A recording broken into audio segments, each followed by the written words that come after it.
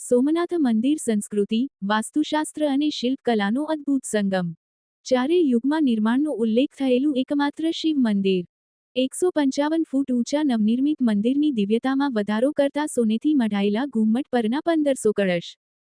કાર્તિકી પૂર્ણિમાની મધ્યરાત્રિએ ચંદ્ર અને ગર્ભગૃહનું શિવલિંગ એક સીધી રેખામાં આવતા સર્જાય છે અલૌકિક દ્રશ્ય. ભારતના પ્રથમ જ્યોતિર્લિંગ સોમનાથ ખાતે સોમનાથ વિરાસતના 75 વર્ષ પૂર્ણ થવાના અવસર પર સોમનાથ અમૃત પર્વ ની ભવ્યાતિભવ્ય ઉજવણી વડાપ્રધાન નરેન્દ્રભાઈ મોદીની પ્રેરક ઉપસ્થિતિમાં થવા જઈ રહી છે.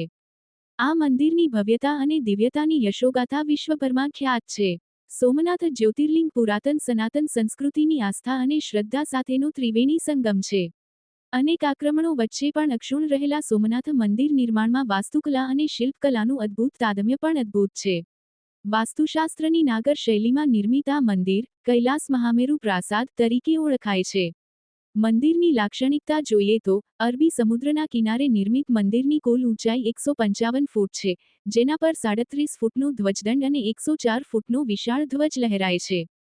બેનમૂન કલાગીરી સાથે નિર્મિત મંદિરના ગર્ભગૃહના શિખર પર 10 ટન વજનનો પથ્થરનો કળશ છે, જ્યારે સભા અને નૃત્ય મંડપના ઘુમ્મટ પર 1500 નાના કળશ કંડારાયા છે. આ કળશને સોનેથી મઢવામાં આવ્યા છે, જે દિવસે સૂર્યના કિરણોથી તેમજ રાત્રે ચાંદીના પ્રકાશમાં મંદિરની ભવ્યતામાં 4 ચાંદ લગાવે છે.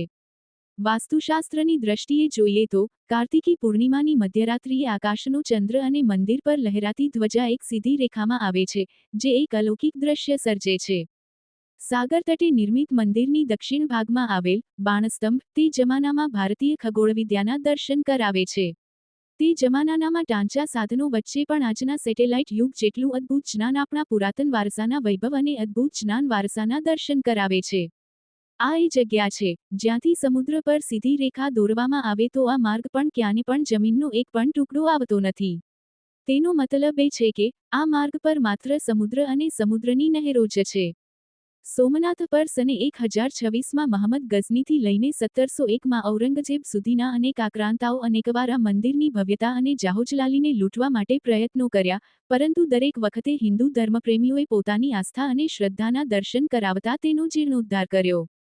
ભાવ બૃહસ્પતિની સોમનાથ પ્રશસ્તિ મુજબ આ મંદિર સતયુગમાં સોમચંદ્ર દ્વારા, ત્રેતામાં રાવણ દ્વારા, દ્વાપરમાં શ્રીકૃષ્ણ દ્વારા અને કળિયુગમાં ભીમદેવ સોલંકી દ્વારા નિર્મિત થયું હોવાનું મનાય છે.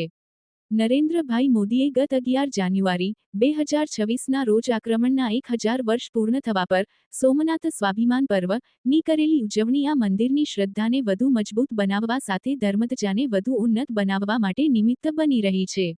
મહેન્દ્ર ટાંક ન્યૂઝ 14 ગીર સોમનાથ.